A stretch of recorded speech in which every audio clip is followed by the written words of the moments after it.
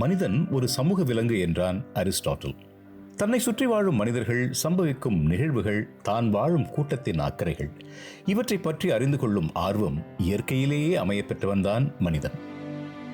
அதனால்தான் தகவல் என்பது ஒரு சமூக கட்டமைப்பில் இன்றியமையாத இணைப்பு.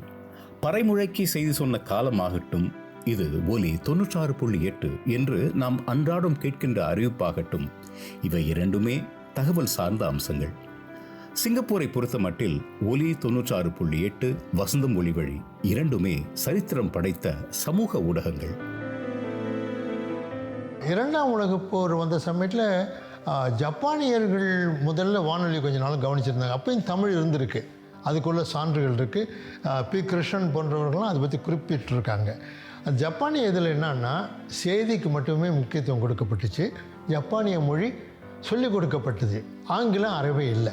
வானொலி சேவை விக்டோரியா தியேட்டரில் தான் முதலில் நடைபெற்றதாக பண்டிட் எம். ராமலிங்கம் அவருடைய நேர்காணலில் சொல்லியிருக்கிறார். அவர் தான் ஆரம்பத்தில் நிறைய இசை நிகழ்ச்சிகளுக்கெல்லாம் பொறுப்பாக இருந்தார். அவர் சொன்னதை வைத்து பார்க்கும்போது விக்டோரியா தியேட்டரில் இருந்த பிறகு தான் கேல்டிகாட் ஹில்லுக்கு வந்தது, இந்த தாம்சன் ரோட்டில். அதற்கு பிறகு தான் இப்போது போனாவிஸ்டா போயிருக்கிறது வானொலியை பொறுத்த வரைக்கும். சிங்கப்பூரில் வானொலி தமிழ் சேவைக்கு ஒரு நீண்ட வரலாறு உண்டு. அதன் வளர்ச்சி ஒரு பரிணாம வளர்ச்சி என்றே சொல்லலாம். நான் 1968 ஆகஸ்ட் மாதம் 1 தேதி வந்தேன். என் கூட வந்தவங்க அப்துல் மஜீத், சர்குண பாண்டியன், எஸ். பீட்டர். அப்போ நாங்கள் 4 பேரும் என்ன சொன்னாங்கன்னா, நாங்கள் 4 பேர் தான் முதல் முறையாக வானொலி துறையில் பப்ளிக் சர்வீஸ் கமிஷனில் போய் பரீட்சை எழுதி தேர்வு பெற்று வந்த 4 பேர். அதுக்கு முன்னாடி இவங்களே தேர்ந்தெடுத்துக்குவாங்கன்னு ராமையா சொல்லியிருக்கார். அந்த காலகட்டத்தில் PS ராமன் அப்படின்ட்டு ஒரு பெரிய படிப்பாளி. அப்படின்னாக்கா வானொலி, தொலைக்காட்சி எல்லாத்துக்கும் அவர் தான் தலைவர். அவர் இருந்த கட்டத்தில் முருகையன் மேலே ரொம்ப பிரியப்பட்டு, அவர் நல்லா தமிழ் பேசுகிறாரு, குணம் நல்லா இருக்குது அப்படின்ட்டு அவரை தமிழ் செக்ஷனுக்கு ஹெட்டாக போட்டாங்க. 62லேருந்து 65 பிரிஞ்சிருச்சு பார்த்தீங்களா. அந்த பிரியறதுக்கு முந்தி வானொலிக்கும் அவர் தான் தலைவர், கோலம்பூரில் டெலிவிஷனுக்கும் அவர் தான் தலைவர். வானொலியில் வர்த்தக பிரிவு ஒன்று முதல் தொடங்கினது 1960. இப்போ ரெஸ்வப்பா, கண்ணப்பனா சமமாக வேலை செஞ்சவங்க. முதல்ல டைட்டானிக் கடிகாரத்தோட விளம்பரம் தான் தமிழில் படிக்கப்பட்டுச்சு. அந்த விளம்பரத்தை வாசித்தவங்க கமலாதுரை. ஒரு தகுதியான தலைமுறை அடுத்த தலைமுறையை உருவாக்கும். சிங்கப்பூர் வானொலி தமிழ் சேவையை பொறுத்தவரை இது முற்றிலும் உண்மை. தங்களின் முன்னோடிகளை, மூத்தவர்களை வியந்து பார்த்து வளர்ந்தவர்கள் இவர்கள். நான் வானொலியில் 1970 சேர்ந்தேன். அப்போ வானொலிக்கு தலைவராக ஆ. முருகையன் இருந்தாங்க. நிறையா ஆளுமைகள் இருந்தாங்க. அப்போ பி. கிருஷ்ணன், கா. பெருமாள், நாகரத்னம் சுப்பையா, கமலாதுரை, நிறைய ஆளுமையுடையவங்கள்லாம் இருந்தாங்க. ஆரம்பத்தில் இசைத்தட்டுகளுக்கு தான் நாங்கள் அறிவிப்புகள் செஞ்சு அதுக்கான ஸ்கிரிப்டெல்லாம் செய்வோம். அப்புறம் பிறகு திரு முருகன் திரு ராமையா, திரு பி. கிருஷ்ணன் இவங்கள்ட்ட எல்லாம் நிறையா கற்றுக்கிட்டேன். நான் இப்போ விளையாட்டுத்துறை நேரடி வர்ணனை செய்கிறது, தேசிய தின அணிவகுப்பு செய்கிறது, இதெல்லாம் அவங்கக்கிட்ட நிறையா நான் கற்றுக்கிட்டேன். அதுக்கு பிறகு எனக்கு நாடகம் தயாரிக்கிறதுக்கு வாய்ப்பு கொடுத்தாங்க. திரு கே. ராமையா, அவருடைய ஆங்கிலத்தில் பேரிட்டோன் வாய்ஸ்ன்னு சொல்லுவாங்கள்ல, அந்த மாதிரி ஒரு மாதிரியான கொஞ்சம் வாய் திறந்தாலே கிட்டேன்னு சத்தம் வர்ற மாதிரி ஒரு குரல் அவருக்கு. மலாயா கப்புன்னு அப்போ இருந்துச்சு இல்லையா, அதெல்லாம் ஸ்டேடியத்தில் 50,000 பேர் ஒன்றா சேர்ற அந்த நிகழ்ச்சி அங்கே தான் நடந்துச்சுங்க. முதல்ல அங்கே போய் இருந்துக்கிட்டு நேரடி வர்ணனை சொல்லுவாங்க. பீட்டரும் செஞ்சார் அந்த மாதிரி.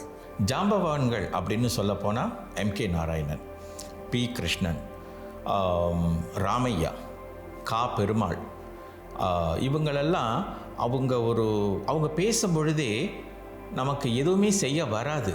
ஏன்னா ஒரு ஆசிரியர் பேசும்பொழுது மாணவர் கை கட்டி கேட்கணும். அந்த மாதிரி ஒரு குரல், ஒரு தொனி, ஒரு ஆதிக்கமாக பேசுவாங்க. அது ரொம்ப மக்களை கவர்ந்துச்சு, என்ன ரொம்ப கவர்ந்துச்சு. 80களின் பிற்பகுதியில் தான் நான் வானொலியில் சேர்ந்தேன். அது நான் முதல்ல வேலையில் சேர்ந்த உடனே எனக்கு சொன்னது 2 விஷயந்தான். இந்த துறையில் சிறந்து வளரணும், சிறந்து விளங்கணும் அப்படின்னாக்கா அதற்கு 2 முக்கிய காரணங்கள். ஒன்று எழுத்து, இன்னொன்று பேச்சு. ஆக எழுத்து ஓரளவுக்கு நான் எழுதிட்டு இருந்தேன் அப்போ. ஸோ ஓரளவுக்கு என்னால் அது இது பண்ண முடியும். பேச்சை தான் நான் இன்னும் ஆளுமைப்படுத்தணும். ஸோ அதுக்கு நிறைய பயிற்சி எனக்கு கொடுக்கப்பட்டது. திரு கிருஷ்ணன் தான் எனக்கு உச்சரிப்பு பேச்சு எல்லாம் பயிற்சி கொடுத்துருந்தார். திரு கலைச்செல்வன் வானொலியில் இருந்து வேலை செஞ்சது எனக்கும் நான் போய் சேர்றதுக்கும் முந்தி. அவர் வேலையில் அதாவது ஒரு வேலை கொடுத்தா அதை ரொம்ப சீரியஸாக எடுத்துக்குது. சும்மா லைட்டாக இது என்ன வேலை அப்படி எடுத்து அது கிடையாதுங்க. இந்த வேலையில் என்ன செய்யலாம், என்ன புதுசாக செய்யலாம், அதே மாதிரி அவர் யோசனை பண்ணி செஞ்சு டெலிவிஷன் வந்துச்சு பாருங்கள். அப்போது எனக்கு ரேடியோ வேணாம் அப்படின்ட்டு விட்டுட்டு அங்கே போனவர் போய் அங்கே முத்திரை பதிச்சார். இந்த சேப்பா பன்னீர்செல்வம் அவர் சொல்ல வேண்டியது இல்லைங்க. அவர் தமிழ், ஆங்கிலம் எல்லாம் அப்படி அவர் ஒரு நிகழ்ச்சி படைச்சாருனாக்காங்க, ஆராய்ச்சி பண்ணி அதாவது மக்களுக்கு இதுக்கு முந்தி தெரியாத விஷயங்கள்லாம் தெரிய வச்சார். அந்த மாதிரி ஒரு தயாரிப்பாளர். உண்மையில் அதை வானொலியின் காலம் என்றுதான் வர்ணிக்க முடியும். வானொலி அறிவிப்பாளர்களும் தயாரிப்பாளர்களும் ஆயிரக்கணக்கான ரசிகர்களின் ஆதரவை பெற்றிருந்த காலம். தொலைக்காட்சியை பொறுத்தவரை வெகு சில தமிழ் நிகழ்ச்சிகளே இருந்த காலகட்டமானதால் நேயர்களுக்கு வானொலியோடு நெருங்கிய தொடர்பு, ஓர் ஆழமான செவிவழி சிநேகம். தமிழ் பத்திரிகை இப்போ முரசுலாம் வந்துகிட்டு இருந்தாலும் வானொலியை கேட்குறவங்க அப்போ லட்சக்கணக்கில் இருந்தாங்க. அதாவது 1964, 65 அதுக்கு கொஞ்சம் முந்தி கூட அதுலேருந்து இந்த ஒவ்வொரு பி. கிருஷ்ணன் நாடகங்கள்லாம் எதுனா பார்த்தீங்களா, 1960 ஆரம்ப கட்டத்தில். அந்த கட்டத்திலேருந்து வானொலி அறிவிப்பாளர்கள், பாலசுப்ரமணியம் பாட்டும் பாடுவார், ஓகே, அறிவிப்பாளராக இருந்தார். ஸோ ரொம்ப நல்லா செஞ்சார். சிசிலியா சுந்தரம் அப்படின்ட்டு ஒரு லேடி, அவங்க நல்ல குரல் உள்ளவங்க, இந்தியாவில் படிச்சுட்டு வந்தவங்க. அதனால் தமிழ் எழுத்து, குரல், உச்சரிப்பு எல்லாம் பிரமாதமாக இருக்கும். நான் இசையமுதம் நிகழ்ச்சி எப்படி அறிவிப்பு செய்வேன் என்றால், தலைப்பு முதலில் இசையமுதம். இன்றைய நிகழ்ச்சியில் திரு வி. ராமச்சந்திரன் பாடுகிறார். வயலின் திரு கோபாலகிருஷ்ணன், மிருதங்கம் கானமூர்த்தி, தம்புரா ஆர். வினோத். அப்புறம் நிகழ்ச்சி தொடங்கிடுவேன். முதலில் வாதாபி கணபதி எனும் பாடல், ராகம் அம்சத்தோணி, தாளம் ஆதி. இப்படியாக நிகழ்ச்சி போகும். இந்த நிகழ்ச்சியில் பலரும் பங்கேற்றார்கள். இது வாரத்திற்கு 4 நாள் ஒளிபரப்பாகும் நிகழ்ச்சி. மறு ஒளிபரப்பே இதில் இல்லை. தமிழ் மொழியில் அழுத்தம் திருத்தமாக அனைவரையும் கவரும் குரலில் காற்றலையை அலங்கரித்த அறிவிப்பாளர்கள் பலர் பணிபுரிந்த வானொலி சேவை இது. அறிவிப்பு செய்வதோடு இன்று வரை நினைவில் நிற்கும் பல வானொலி நிகழ்ச்சிகளை தயாரித்த திறமை மிக்கவர்கள் இவர்கள். நான் சேர்ந்த நேரத்தில் மணிக்குவியல் அப்படின்னு சொல்லிட்டு ஒரு நிகழ்ச்சி ஆரம்பித்தாங்க. மிக மிக பிரபலமான நிகழ்ச்சி. அதை தொடங்கினது பி.என். பாலசுப்ரமணியம், பாமா பாலகிருஷ்ணன், சுசிலா சண்முகம். இவங்க 3 பேர் தான் தொடக்கத்தில் அந்த நிகழ்ச்சியை ஆரம்பித்தாங்க.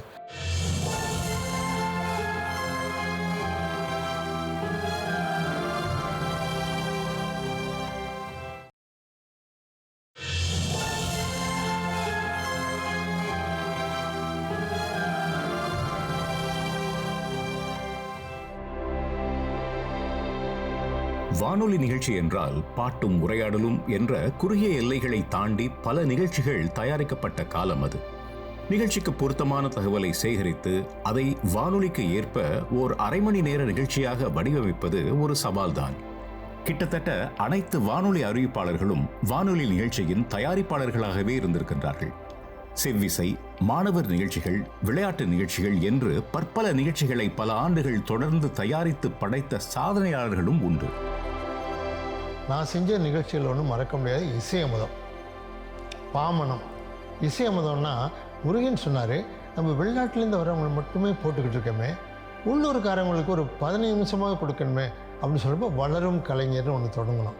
இந்த வளரும் கலைஞரில் தான் ரொம்ப பேர் அறிமுகமாகி கொஞ்சம் தேர்ச்சி பெற்ற பிறகு அரை மணி நேர இசையமத்துக்கு போவாங்க. பிறகு தேர்ச்சி பெற்ற பிறகு 3/4 மணி நேர இசையமதத்துக்கு போவாங்க. 1 மணி நேரம் மட்டும் ஆரம்பத்திலேருந்து சீர்காழி கோவிந்தராஜன், பாலமுரளி கிருஷ்ணா அப்படிப்பட்ட பெரியவங்களுக்கு தான் கொடுக்கப்பட்டுச்சு. பிரபலமான நிகழ்ச்சி அப்படின்னு சொன்னால் குறிப்பாக சேப்பா பன்னீர்செல்வம்.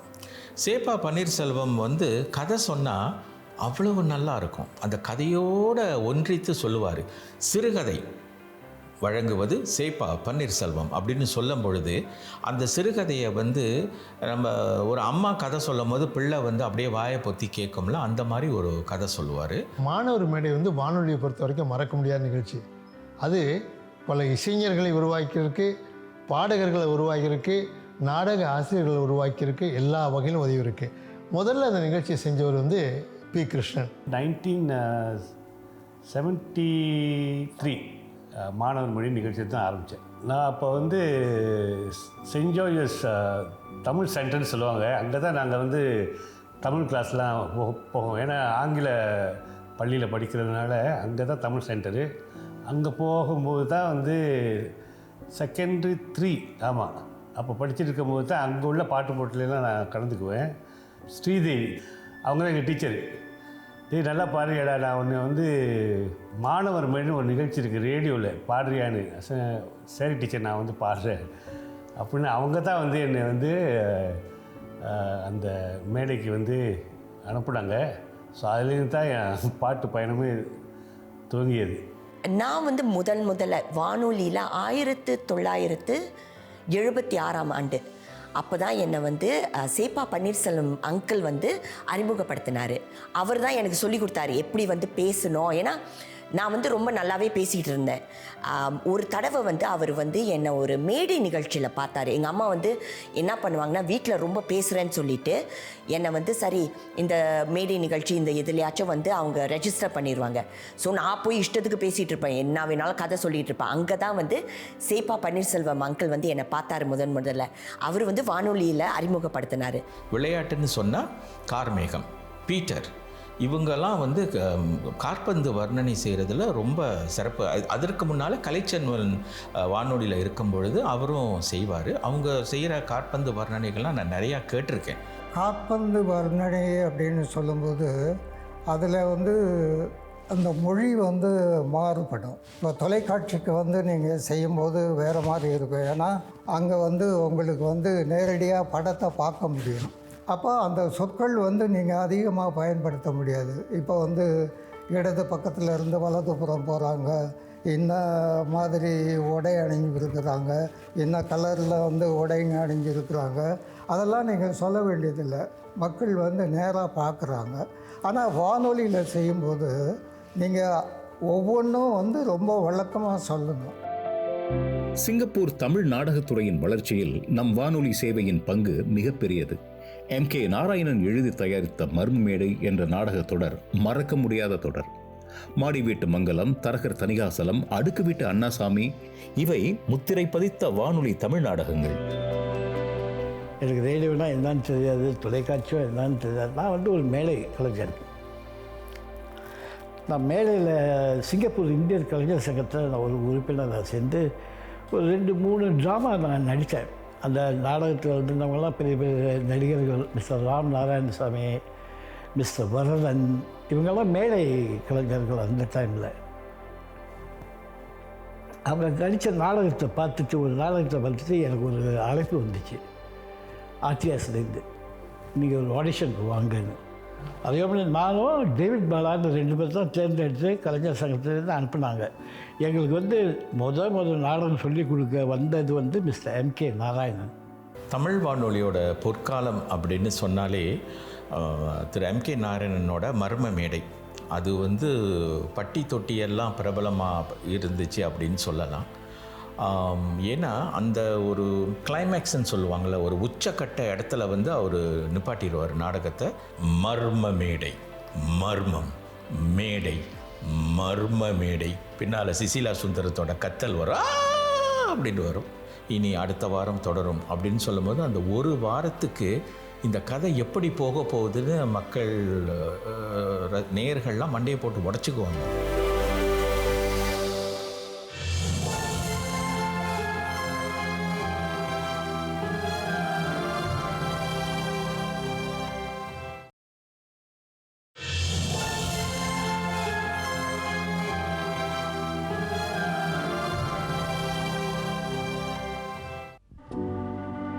பி கிருஷ்ணன் வந்து நகைச்சுவை எழுதுறதுல மன்னன். அவ்வளவு சிறப்பாக நகைச்சுவை எழுதுவார். அதற்கு தகுந்தாப்பில் நடிகர்களையும் தேர்ந்தெடுப்பார். இவர் நம்ம மறைந்த ஹாதி, அவர் வந்து கே தங்கவேலு மாதிரியே, டனால் தங்கவேலு மாதிரியே பேசுவார். அப்புறம் திரு கண்ணன், அவர் தங்கச்சி நான் வந்துட்டேன் அப்படின்னு சொன்னாலே எல்லாரும் விழுந்து சிரிப்பாங்க. கன்னிகா, கிருஷ்ணவேணி, சுசிலா கிருஷ்ணசாமி, இவங்கெல்லாம் அந்த காலத்து அவரோட அந்த நாடக வசனங்களை அவ்வளவு மெய்ப்பித்து நடிப்பாங்க. அந்த காலத்தில் வானொலி நாடகம் வந்து பி கிருஷ்ணன் எழுதும்போது ரொம்ப அழகாக இருக்கும். ஏன்னா அவர் எழுதுனதில் நடிக்கும்போது நமக்கு வந்து ரொம்ப ஆர்வமாக இருக்கும். ஒரு தமிழில் வந்து எழுதினாலும் நகைச்சுவையாக இருக்கும். அடுக்கு வீட்டு அண்ணாசாமி, தரகர் தனிவாசலம், நல்ல வீடு, இப்படி போல் ஒரு நல்ல கதைகள் அமைஞ்ச ஒரு நாடகங்க எழுதினார். அதிலெல்லாம் நான் நடிச்சிருக்கிறேன். அந்த வானொலியிலிங்க திரு எம்.கே. நாராயணனை பற்றி ஒரு விஷயம் சொல்லணும். மகாபாரதத்தை தமிழ் வானொலி நாடகமாக எழுதி 4 வருஷம் வந்த அந்த இதை அவர் மட்டும் வெறும் எழுத்தாளர் மட்டும் இல்லைங்க, எழுதி அந்த ப்ரொடியூசர்னு சொல்கிற பார்த்தீங்களா, அவர் போய் அந்த ரெக்கார்ட் லைப்ரரியில் போய் என்னென்ன சவுண்டு, என்னென்ன சத்தம் வேணும் அப்படின்ட்டு அந்த ஸ்கிரிப்டை பார்த்து எடுத்துக்கிட்டு வந்து அவரே டைரக்ட் பண்ணி ரெக்கார்ட் பண்ணுவார். திரு எம்.கே. நாராயணன் எழுதிய மகாபாரதம் நாடகத்தில் வந்து நான் சுபத்திரையாக நடிச்சிருக்கேன். அவரும் ரொம்ப கண்டிப்பு, இப்படியெல்லாம் நடிக்கணும், அப்படி நடிக்கணும், அப்படி இப்படிலாம் சொல்லிட்டு அந்த உச்சரிப்பெல்லாம் ரொம்ப சரியாக இருக்கணும். அது வந்து தமிழுக்கு கொடுக்குற முக்கியத்துவம். அவர் வந்து அவ்வளோ கண்டிப்பாக இருப்பார். மகாபாரதம்ங்கிற நாடகம் 4 வருஷம் ரெக்கார்டிங். செவ்வாய் வியாழன் இந்த 2 நாள் 4 வருஷமாக என் வாழ்க்கை வந்து அங்கே தான் இருந்துச்சு. ஈவினிங்கில் அதுலேயும் நான் வந்து அர்ஜுனன் நடித்தேன். அதான் உண்மையை சொன்னால் என்னை தாக்க மாட்டீங்கன்னு நினைக்கிறேன். இல்லை, அர்ஜுனன் யாருன்னு தெரியாமலே நான் நடித்தேன். மகாபாரதத்தில் திரு எம்.கே. நாராயணன் அவர்கள் தயாரித்த மகாபாரதத்தில் எனக்கு கடவுர்கஜன் ஒரு கதாபாத்திரம் சார். கடவுர்கஜன் எல்லாருக்கும் தெரியும். கடவுர்கஜன் அந்த கதாபாத்திரத்தில் பார்த்தீங்கன்னா ஒரு 6 மைக்கு, ஒரு 3 மைக்கு 6 மைக்கு இருக்கும். ஒரு மைக்கு ஒரு 4 பேர், 20-25 பேர் நடிச்சிட்டு இருப்பாங்க. திரு எம்.கே. நாராயணன் வந்து அந்த நாடகத்தை வந்து வசனத்தை பேசி காட்டுறாங்க. கடவுர்கஜன், நான் பேசி காட்டுறேன், 3 தான் பேசுகிறேன், எது சரியாக இருக்கு சொல்லுங்கள் அப்படின்னாரு. சரி சார் அப்படின்னு நிற்கிறேன், பயந்து போய் நிற்கிறேன். எல்லாருக்கும் தெரியும் அவர் எல்லாம் திட்டுவாங்க நடிகர்கள் தானே. ஏன்னா அவர் வந்து வார்த்தைகளும் தமிழ் உச்சரிப்பும் சரியாக இருக்கணும். அது வந்து என்னை அவங்க திட்டலை, எனக்கு கற்றுக் கொடுத்தாங்க. உச்சரிப்பையும் தமிழையும் எனக்கு கற்றுக் கொடுத்தனால தான் இன்றைக்கி நான் தமிழ் கொஞ்சம் ஓரளவு பேசிகிட்டு இருக்கேங்கிறதுக்கு மூத்த கலைஞர்களும் மூத்த தயாரிப்பாளர்களும் தான் காரணங்கிறது அந்த இடத்துல நான் சொல்லிக்க நான் வந்து பெருமைப்படுறேன் சார். நான் பி கிருஷ்ணன் போல் கண்டிப்பான இன்னொரு தயாரிப்பாளர் வந்து மூர்த்தி. அவருக்கு ஏதாவது நம்ம தப்பாக பேசிட்டா ரொம்ப கோபம் வந்துடும். நம்ம நடிக்கும்போது தமிழை ஒழுங்காக பேசு, ஒழுங்காக பேச வராட்டி வராதிங்க, ஏன் அப்புறம் நடிக்க வரீங்க அப்படின்லாம் திட்டுவார். நம்ம எல்லா திட்டும் வாங்கியிருக்கிறோம். முதல்ல வந்து வானொலி நாடகத்தில் தான் நான் ஆரம்பித்தேன். அப்போ வந்து ஒரு ஆடிஷன் பண்ணியிருந்தாங்க. அதுக்கு வந்து மாணவர்கள்லாம் போய் சரி நம்ம சிறப்பாக நடிக்கிறோம், அந்த ஒரு மமதியில் போய் பேசும்போது தான் தெரிஞ்சு நம்ம எவ்வளோ கேவலமாக நடிச்சிட்டு இருந்தோம். பட் இருந்தாலும் நிறைய பயிற்சி கொடுத்தாங்க. அதுக்கப்புறம் வந்து தேர்ந்தெடுத்தாங்க. அப்போ வந்து சிறுவர் மேடை அப்படின்னு ஒரு நிகழ்வு இருக்கும். அதில் வந்து நிறைய கதாபாத்திரங்கள் நடிக்கிற மாதிரி ஒரு 4-5 பேர் வந்து மைக்ரோஃபோன் முன்னால் நின்றுட்டு நம்மளுக்கு தெரிஞ்ச வசனங்கள், அதாவது அவங்க கொடுத்துருவாங்க வசனங்கள், அது பேசணும். நமக்கு தெரிஞ்ச பாணியில் பேசணும், இமோட் பண்ணி ரொம்ப நடிப்பு திறனை காட்டுறதுக்கு வந்து ரொம்ப அது ஒரு அருமையான தளமாக இருந்துச்சு. முக்கியமாக வந்து சிசிலியா சுந்தரம் அப்படின்னு ஒரு ப்ரொடியூசர் இருந்தாங்க. அவங்க தான் வந்து காலையில் வரும்போது எல்லாருக்கும் ஸ்கிரிப்ட் கொடுப்பாங்க.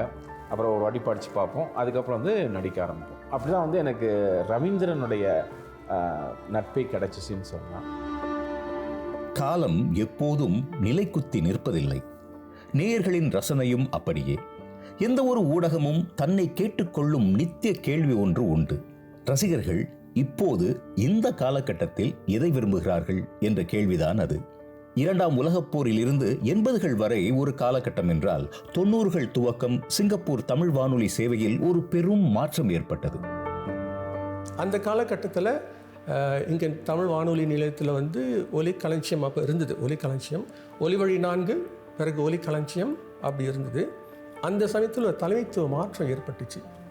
அப்போ தலைமைத்துவ மாற்றம் ஏற்பட்ட பிறகு அப்போ வந்து அந்த காலத்தில் எம்.கே. நாராயணன் இருந்தார். அதுக்கு பிறகு திரு பத்மநாபன் வந்தார் செய்தி பிரிவிலிருந்து. அவர் சமயத்தில் கொஞ்சம் எல்லாம் செஞ்சார். ஆனால் இருந்தாலும் போதிய அளவுக்கு அந்த மாற்றம் கொண்டு வர முடியல. அவருக்கு பிறகு வந்து திரு புண்ணியமூர்த்தி வந்தார். அவர் வந்த பிறகு சரி இளைஞர்களுக்கு முக்கியத்துவம் கொடுக்கணும், என்ன செய்யலான்னு ஒரு கலந்துரையாடல் செய்தார். அதன் பிரகாரம் நாங்கள் வந்து இளைஞர்களை வந்து ஈர்க்க ஆரம்பித்தோம், விளம்பரம் போட்டோம், இளைஞர்களை ஈர்க்க ஆரம்பித்தோம். அந்த சமயத்தில் தான் ஹேமமாலினி, பச்சன் கோ, முகமது ரஃபி, திருச்செல்வி, வசந்தி, ஸ்ரீதேவி, அது பிறகு பூரணி வந்தாங்க. இளையர் சொன்னல இந்த ஹேமமாலினி, பச்சன் கோ, ரஃபி இவங்க 3 பேரையும் வச்சு நாங்கள் ஒரு நிகழ்ச்சி செய்யலாம் அப்படின்ட்டு நினச்சிருந்தோம். 1 மணி நேரத்துக்கு செய்யலாம் அப்படின்ட்டு. அந்த நிகழ்ச்சி தான் ஜாலியலோ ஜிம்கானா. வானொலி வந்து எனக்கு வந்து ஒரு பள்ளிக்கூடம். எனக்கு வந்து பள்ளிக்கூடத்தில் சொல்லிக் கொடுக்காததெல்லாம், பள்ளிக்கூடத்தில் என்ன சொல்லுவாங்க, ஒரு வாக்கியத்தை எழுதுவாங்க, படின்னு சொல்லுவாங்க, அதோடு முடிச்சுக்குவாங்க, பரீட்சை எழுதணும், முடிஞ்சது. ஆனால் இங்கே அப்படி இல்லை. நீ எப்படி பேசணும், எங்கே வந்து ஃபுல் ஸ்டாப் வைக்கணும், எந்த இடத்துல வந்து சில வார்த்தைகளை நீ வந்து அழுத்தி பேசணும், எல்லாமே சொல்லிக் கொடுத்தது வந்து எனக்கு வானொலி. தனிப்பட்ட முறையில் சொல்லணுன்னா எனக்கு தமிழ் ஆர்வம் வந்தது வந்து கண்டிப்பாக வானொலியை கேட்டு தான். சேப்பா சாராக இருக்கட்டும், பீட்டர் சாராக இருக்கட்டும், எவ்வளோ பேர், சுசிலா சண்முகமாக இருக்கட்டும், திருமதி பிச்சைமாள் பழனியாண்டியாக இருக்கட்டும், பிரேமாலட்சுமி, ரே சோமசுந்தரம் சாராக இருக்கட்டும், அவருடைய உச்சரிப்பில் தான் அந்த ராலே வித்தியாசம் தெரியும் நமக்கு. 4 வித்தியாசம் தெரியுது ரொம்ப பெரிய விஷயம் கிடையாது, ழால வித்தியாசம் கிடையாது பெரிய விஷயம் கிடையாது, ராலே அவர் வித்தியாசம் காட்டுவார். அவங்களுடைய தமிழை கேட்டு தான் வந்து வானொலியை கேட்டுட்டா அது புத்தகம் படிக்க தேவையில்லை, நமக்கு தமிழ் வந்துடும். அவ்வளவு ஒரு சிறப்பான வானொலி படைப்பாளர்கள் மிகவும் அவங்கள்ட்ட நிறைய தமிழ் கற்றுக்கிட்டேன் நான். சிறுகதைகள், நாடகங்கள், வானொலி அறிவிப்புகள், நேரடி வர்ணனைகள், பேரிடர் நிகழ்வு நடந்த இடத்திலிருந்து நேரடி அறிக்கைகள், எதாக இருந்தாலும் சரி அங்கே மையமாக இருக்கிறது தமிழ்மொழி. தமிழ்மொழி, சுத்தமான தமிழ்மொழி புழக்கம், எந்தவித ஆங்கில வார்த்தைகளும் கலக்காமல் நாங்கள் வந்து எங்களுக்கு வலியுறுத்தப்பட்டது எல்லாமே தமிழை சுத்தமாக பேசுங்க. சிங்கை நகரை பொறுத்தவரையிலே பலர் நல்ல தமிழ் கேட்க நாடி வந்தது வானொலியைத்தான். தமிழ் மொழியின் அழகை சிங்கப்பூர் தமிழ் வானொலி சேவை வழி செவியார கேட்டு சொக்கிப் போனவர்கள் ஏராளம் ஏராளம். ரசனை மாறலாம், ரசிகர்கள் மாறலாம். ஓர் அவசரமிக்க காலகட்டத்தில் வானொலியின் தேவையும் சேவையும் மாறிப்போவது தவிர்க்க முடியாத ஒன்று. இருப்பினும் வானொலி படைப்பாளர்களாக, நிகழ்ச்சி தயாரிப்பாளர்களாக, சிங்கப்பூர் தமிழ் வானொலியின் பொறுப்பாளர்களாக எதிர்கொள்ள வேண்டிய ஒரு கேள்வி உண்டு. இந்த அற்புதமான சேவை வழி நாம் சிங்கப்பூர் தமிழ் சமூகத்திற்கு வழங்குவது என்ன என்பதுதான் அது.